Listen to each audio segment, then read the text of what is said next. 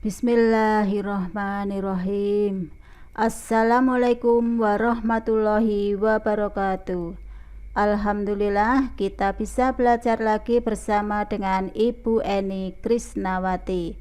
Mudah-mudahan apa yang kita lakukan ini dicatat sebagai amal ibadah kita yang diterima. Amin, amin, amin ya robbal alamin.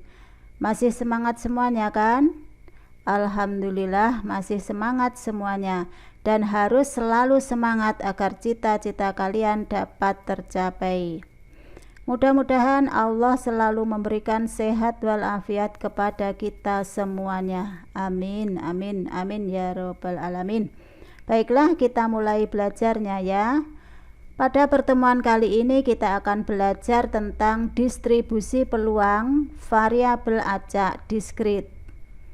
Kompetensi dasarnya di sini adalah menjelaskan dan menentukan distribusi peluang binomial berkaitan dengan fungsi peluang binomial. Adapun indikatornya, setelah belajar ini nanti diharapkan kalian bisa yang pertama menentukan nilai-nilai variabel acak diskrit. Yang kedua, menentukan peluang nilai variabel acak diskrit. Yang ketiga, menyajikan distribusi peluang variabel acak diskrit dalam bentuk tabel, fungsi, dan grafik. Yang keempat, yaitu menunjukkan bahwa suatu fungsi itu merupakan fungsi peluang.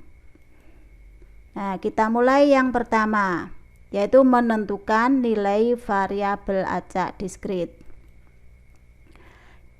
Kita tahu bahwa variabel itu merupakan suatu besaran yang memiliki nilai tidak tunggal. Variabel di sini nanti ada dua jenis, yaitu yang pertama adalah variabel diskrit, yang kedua adalah variabel kontinu. Apa itu variabel diskrit? Variabel diskrit itu adalah variabel yang nilainya dapat dihitung. Sedangkan variabel kontinu itu adalah variabel yang nilainya tidak dapat dihitung atau tidak bisa ditentukan. Nah, kita ambil contohnya dari variabel diskrit. Misalkan bilangan asli kurang dari 7. Nah, bilangan asli kurang dari 7 kan bisa kita hitung. Bilangan asli itu kan mulai dari 1, 2, 3 sampai dengan 6. Berarti kita bisa menghitungnya. Kalau kita himpun ada berapa bilangan asli kurang dari 7 itu? Ada 6, yaitu 1, 2, 3, 4, 5, dan 6. Itu ya. Contoh lagi, misalkan jumlah kendaraan di tempat parkir. Nah, kalian kan bisa menghitung ada berapa jumlah kendaraan di tempat parkir. Ada 10 kah? Ada 15 kah? Ada 100 kah? Nah, itu masih dapat dihitung. Kemudian ada lagi jumlah siswa kelas 12. Misalkan jumlah siswa kelas 12 ada 100 siswa. Jumlah siswa kelas 12 ada 200 siswa dan seterusnya. Itu masih dapat dihitung. Sedangkan variabel kontinu tadi adalah variabel yang nilainya tidak dapat dihitung. Contohnya apa? Contohnya seperti ini. Bilangan real kurang dari 7. Nah, bilangan real kurang dari 7 ada berapa?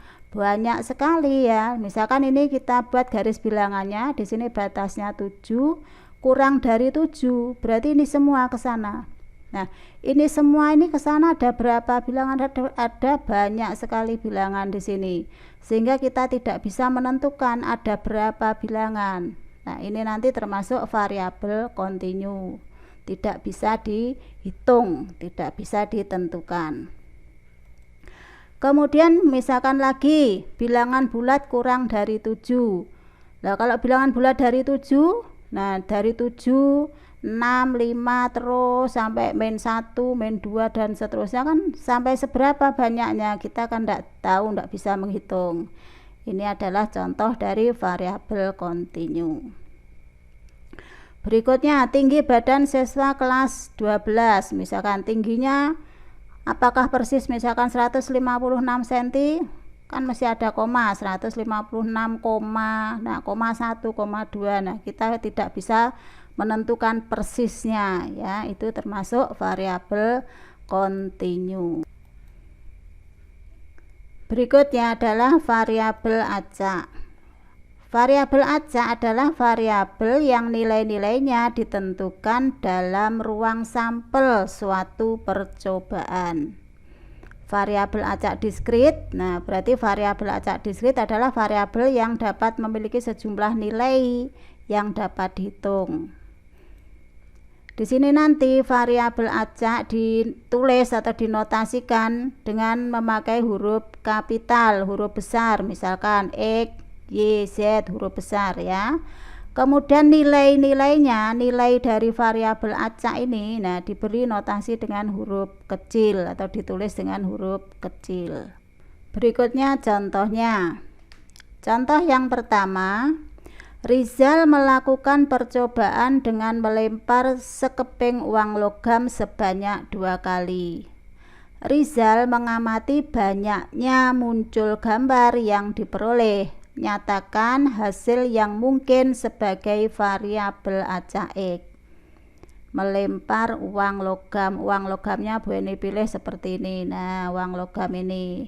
Jadi kalau uang logam dilempar, kemungkinan kan bisa muncul seperti ini, bisa muncul seperti ini. Kalau yang seperti ini nanti kita anggap saja ini muncul angka ya.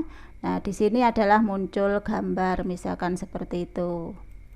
Nah, nanti pada pelemparan pertama itu kan bisa, kalau ini uang logam ini dilempar yang pertama kan bisa muncul angka, bisa muncul gambar. Kemudian dilempar lagi, kan melemparnya 2 kali, dilempar lagi. Nah, berarti kalau yang pertama tadi muncul angka, dilempar lagi kan mungkin angka, mungkin muncul gambar. Seandainya tadi muncul gambar, dilempar lagi bisa muncul angka, bisa juga muncul gambar. Nah, di sini berarti kejadiannya yang bisa terjadi pada pelemparan uang logam sebanyak 2 kali tadi bisa AA, bisa AG, nah bisa GA, bisa juga GG. Nah, semua kejadian yang bisa terjadi ini nanti menjadi anggota ruang sampel ya toh. Nah, sekarang yang diamati itu adalah banyaknya muncul gambar. Nah, berarti ini sebagai variabel acaknya nanti. Variabel acaknya adalah banyaknya muncul gambar. Nah, berarti di sini banyaknya muncul gambar kita hitung. Yang di sini gambarnya kan tidak ada, berarti di sini gambarnya 0. Nah, di sini gambarnya muncul 1, berarti di sini ya tulis 1, muncul gambarnya 1. Di sini G-nya 1 juga, berarti muncul 1G. Di sini GG berarti muncul 2G, G-nya ada 2. Nah, dari sini bisa kita tuliskan ini tadi merupakan anggota dari ruang sampel. Nah, banyaknya muncul gambar tadi adalah sebagai variabel acaknya. Variabel acaknya diberi nama X, sehingga X-nya nanti anggotanya ya ini. Nah, jadi variabel acak X anggotanya ya 0, 1, 2. Nah, yang ini X ini sebagai variabel acak. Yang nilai variabel acaknya yang mana ini? 0. Ini nilai dari variabel acaknya 0, 1, 2. 0, 1, 2 ini merupakan nilai dari variabel acak. Paham ya? Ini adalah anggota dari ruang sampel. Paham ya? Oke, kita contoh berikutnya lagi. Contoh yang kedua. Teddy melakukan percobaan melempar sebuah dadu sebanyak 2 kali. Tentukan ruang sampelnya. Kemudian misalkan Y itu merupakan jumlah mata dadu yang muncul. Nyatakan hasil yang mungkin diperoleh sebagai variabel acak Y. Nah, di sini 2 melempar sebuah dadu sebanyak 2 kali. Misalkan begini, ini pelemparan yang pertama itu kan bisa muncul mata 1, mata 2, mata 3, dan seterusnya sampai dengan 6. Dadu kan permukaannya ada 6. Kemudian di sini pelemparan yang kedua, misalkan pelemparan yang kedua juga gitu, bisa muncul mata 1, mata 2, 3 dan seterusnya sampai dengan 6. Nah, sehingga pada dua pelemparan ini kemungkinan kan bisa muncul mata 1-1. Ya, bisa muncul mata 1-2 dan seterusnya. Nah, sehingga kalau kita tulis seperti ini. 1-1, 1-2, 1-3, 1-4. Nah, seterusnya. Nah, yang di sini tuh, nah di sini nanti merupakan semua kejadian yang bisa terjadi. Berarti semua kejadian yang bisa terjadi ini menjadi anggota dari ruang sampel. Berarti anggota ruang sampelnya nanti ini semua. Ya, jadi ruang sampelnya anggotanya ini 1-1, 1-2 dan seterusnya sampai dengan 6 ini. Itu ruang sampelnya. Berikutnya di sini yang diamati itu adalah jumlah mata dadu yang muncul dijumlahkan. Jadi Y variabel acak Y-nya nanti adalah jumlah mata dadu yang muncul. Nah, kita jumlahkan di sini. Berarti ini kita jumlahkan 1 ditambah 1. 1 tambah 1 berapa? 2. Ya toh? Kemudian di sini 1 tambah 2 3. Nah, dan seterusnya kalau kita isi lengkapnya seperti ini. 1 tambah 3 4 dan seterusnya. Bisa dipahami ya ini? Ini adalah jumlah dari, nah ini tadi dua mata, ini satu dadu dilempar 2 kali tadi. Nah, sehingga nanti jumlahnya berapa saja di sini kalau kita lihat. Jumlahnya kan 2 3 4 5 6 7 8 9 10 11 12. Nah, semua yang ada di sini ini nanti merupakan apa? Ini tadi variabel acaknya. Jadi variabel acaknya tadi kan diberi nama Y. Jadi variabel acaknya nanti nilainya ya ini 2, 3, 4 sampai dengan 12 ini. Nah, ini 2 ini adalah nilai dari variabel acak, 3 juga nilai dari variabel acak dan seterusnya. Ini semua merupakan nilai dari variabel acak. Jelas ya, variabel acaknya adalah Y. Bisa dipahami? Oke, berikutnya. Contoh yang ketiga. Di dalam kotak terdapat 5 bola merah dan 4 bola biru.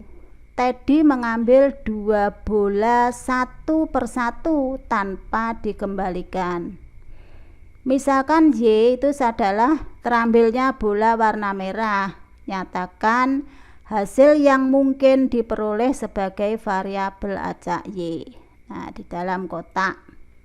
Nah, dalam kotak terdapat 5 bola merah. 1, 2, 3, 4, 5. Kemudian 4 bola biru ya. 4 bola biru. 1, 2, 3, 4. Kemudian Teddy mengambil 2 bola satu persatu. Nah, mengambil satu persatu tanpa dikembalikan, diambil 1.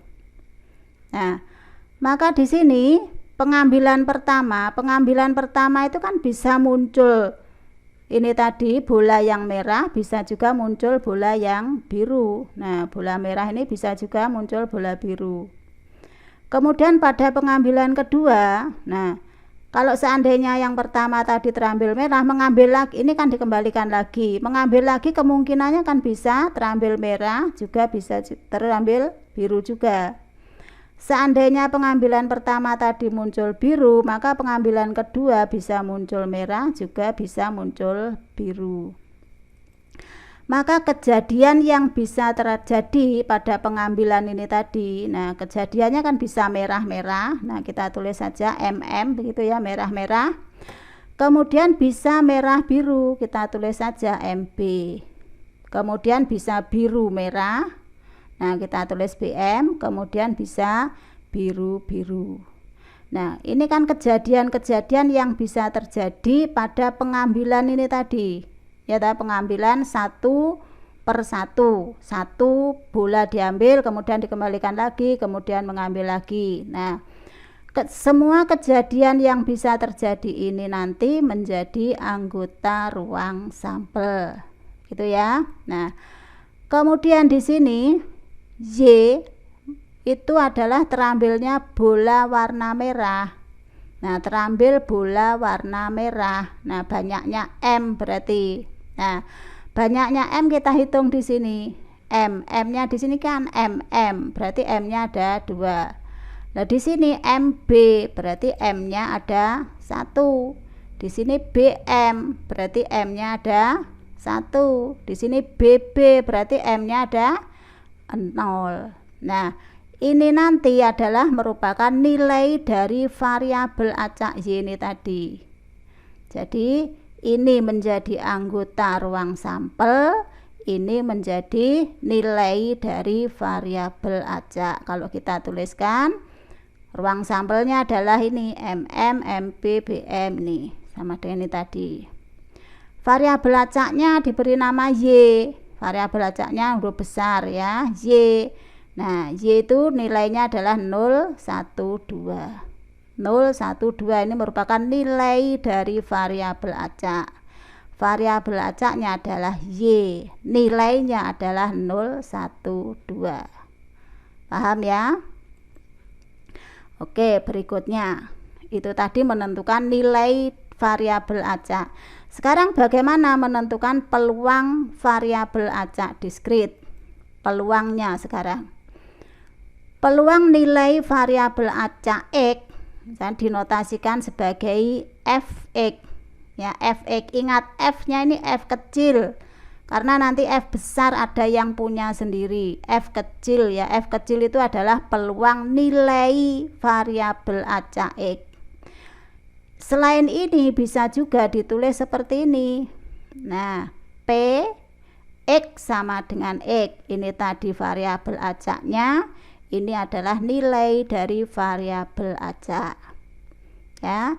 Jadi peluang nilai variabel acak X itu bisa ditulis Fx, bisa juga ditulis Px sama dengan X. X besar sama dengan X kecil. X besar tadi adalah apa?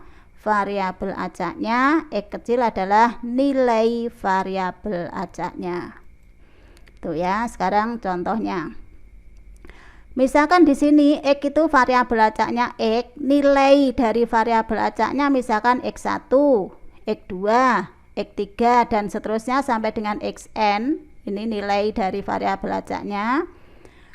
Maka besar peluang dari setiap nilai variabel acak X bisa dinyatakan dengan, nah ini berarti bisa ditulis yang nilainya X1 tadi bisa ditulis ya Fx1. Yang nilai variabelnya X2 ya bisa ditulis Fx2.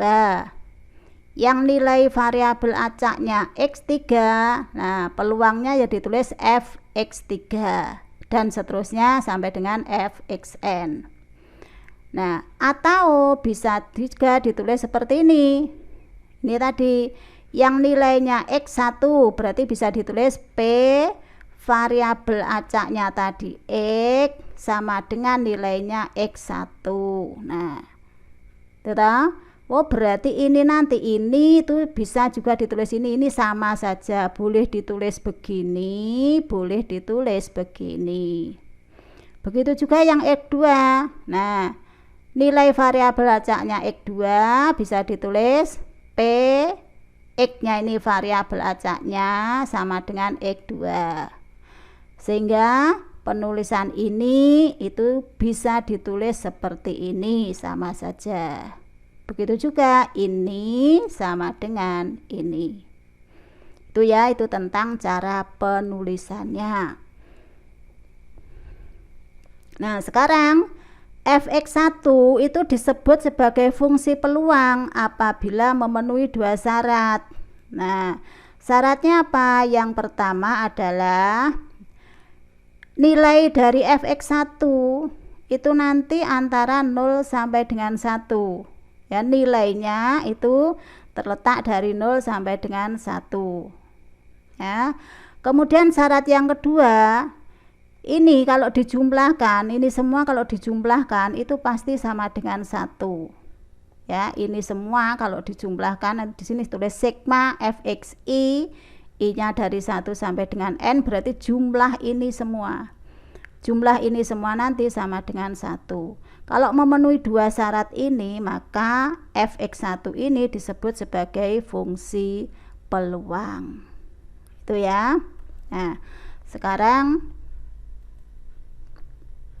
bentuk penyajian peluang nilai variabel acak diskrit disebut dengan distribusi peluang variabel acak diskrit.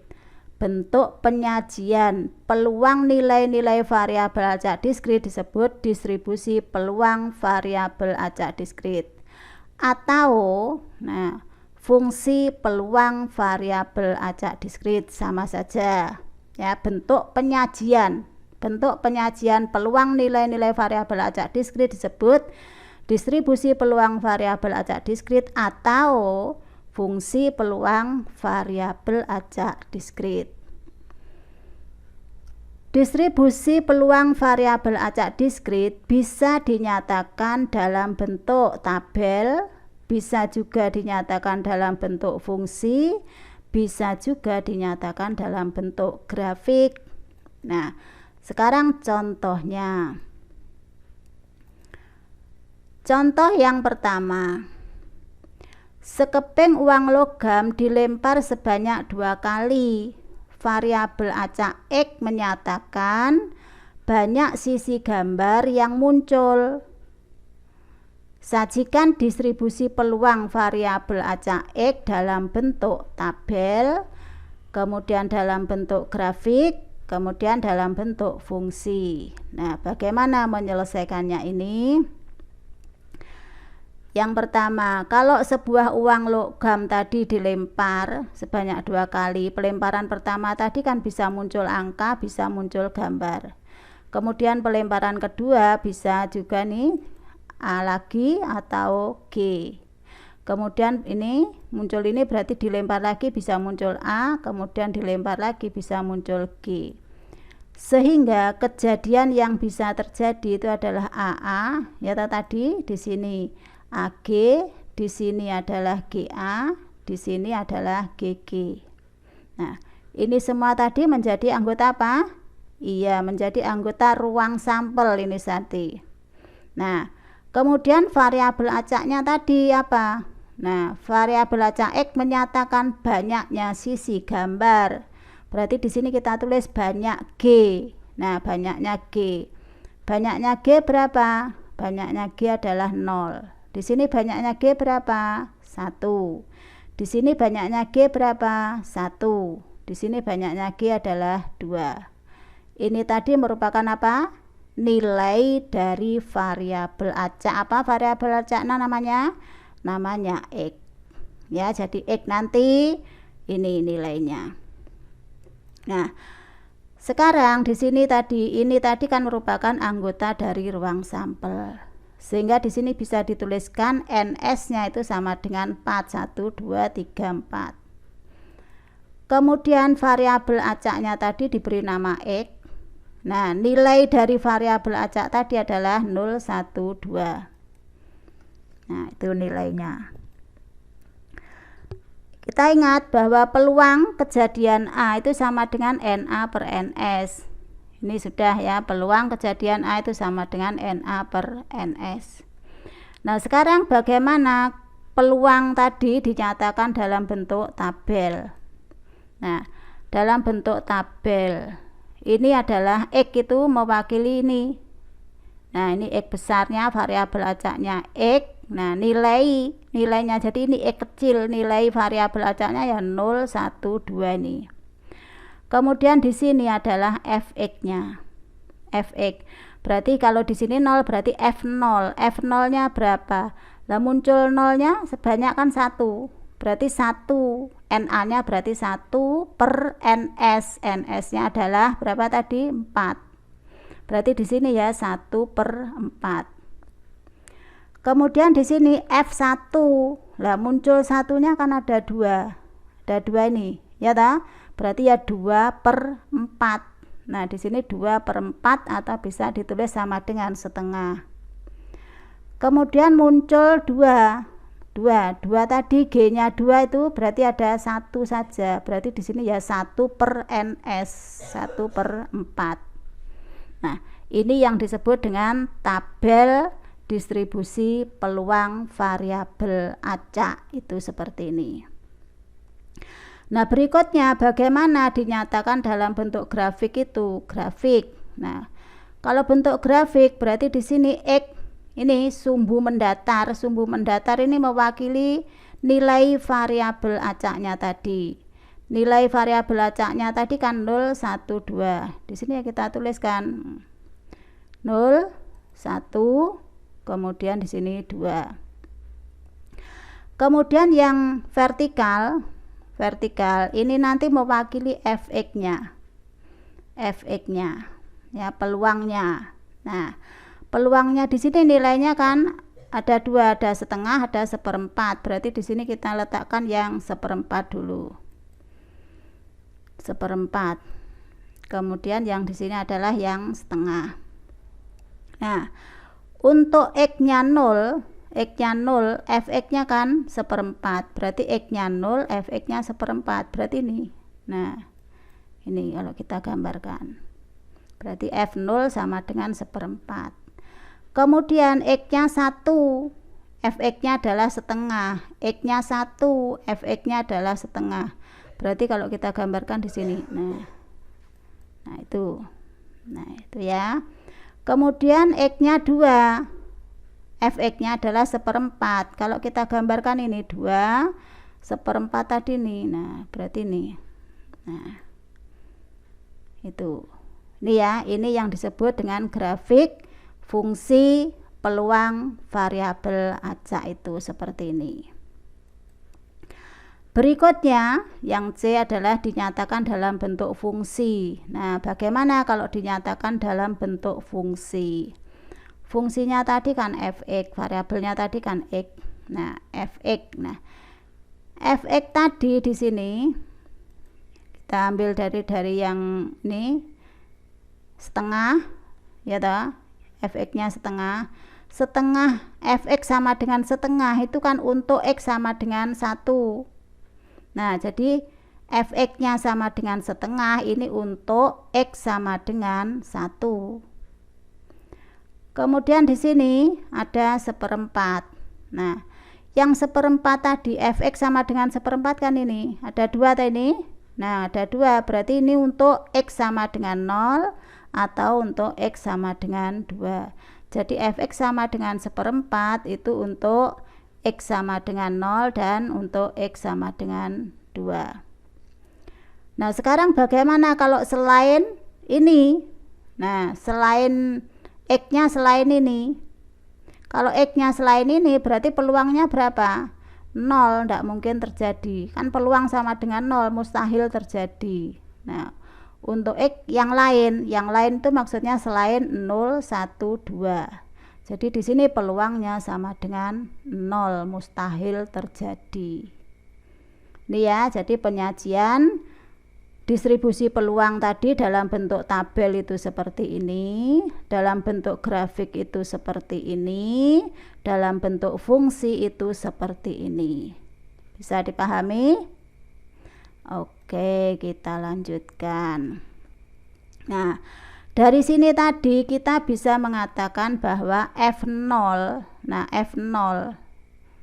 Jadi fungsi peluang untuk nilai variabel acak 0. Ini kan bisa ditulis p x-nya ini x besar ya, sama dengan 0. Nah, f0-nya berapa? Berarti f0-nya kalau melihat ini ya setengah, 1/4. Kalau melihat gambar ini ya ini.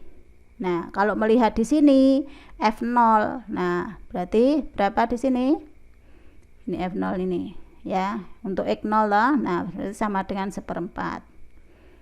Jadi bisa melihat ini, bisa melihat ini nih. Itu ya. Kemudian bisa juga di sini f1. F1 berarti bisa ditulis px sama dengan 1. F1-nya berapa? Kalau melihat misalkan yang diketahui ini ya F1 ini. Berarti untuk X1 berarti sama dengan setengah. Kalau melihat ini ya X-nya 1, Fx-nya setengah. Nah, berarti setengah.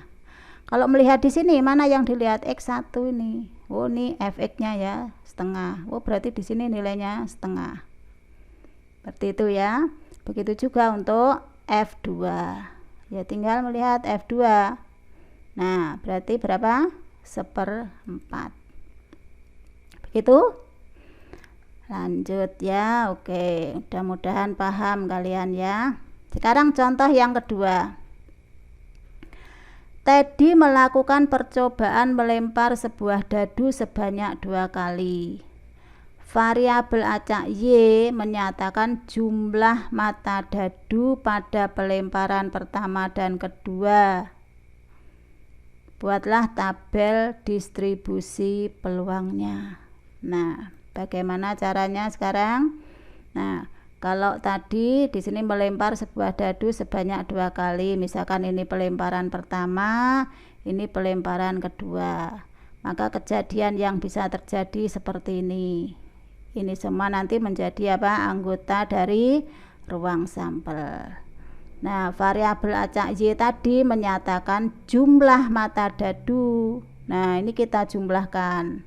Nah, tadi terlihat sudah ada di contoh, kalau jumlahnya berarti di sini jumlahnya 2 ya toh. Nah, kalau kita tuliskan semuanya berarti 2, 3 dan seterusnya ini. Ini jumlahnya.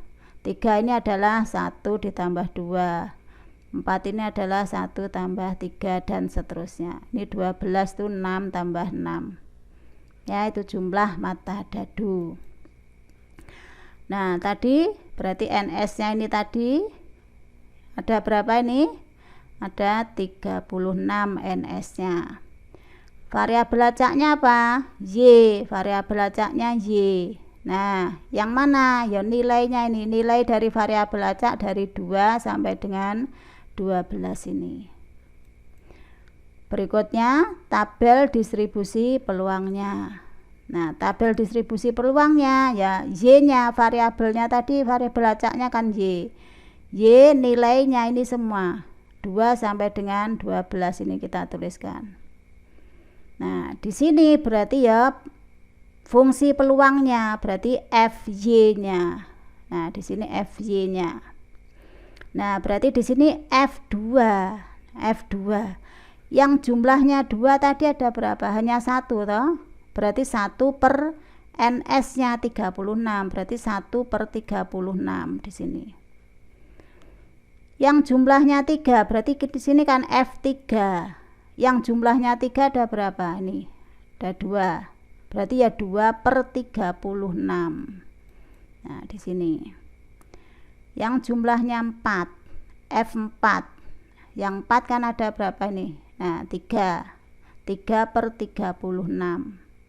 Nah, ini jadi 3 per 36. Kemudian yang jumlahnya 5, 5-nya ada berapa? 1, 2, 3, 4. Berarti 4 per 36 per NS-nya. Yang jumlahnya 6, ya tinggal menghitung 1, 2, 3, 4, 5. Nah, berarti di sini 5 per 36. Yang jumlahnya 7, 1, 2, 3, 4, 5, 6. Berarti 6 per 36 di sini. Nah, 8 dan seterusnya ya. Nah, tinggal menghitung saja dari sini. Yang 11 ada berapa? 2, 1, 2. Berarti 2 per 36. Yang 12, 1. Nah, seperti itu. Nah, ini yang disebut dengan tabel distribusi peluang dari variabel acak. Itu ya. Nah,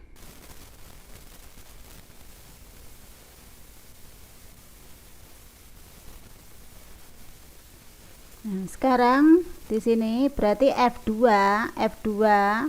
berarti F2 untuk Y sama dengan 2, berarti sama dengan, bisa ditulis begini ya, F2 peluang untuk variabel acak Y, variabel acaknya tadi Y, nah sama dengan 2, berarti sama dengan berapa ya ini F.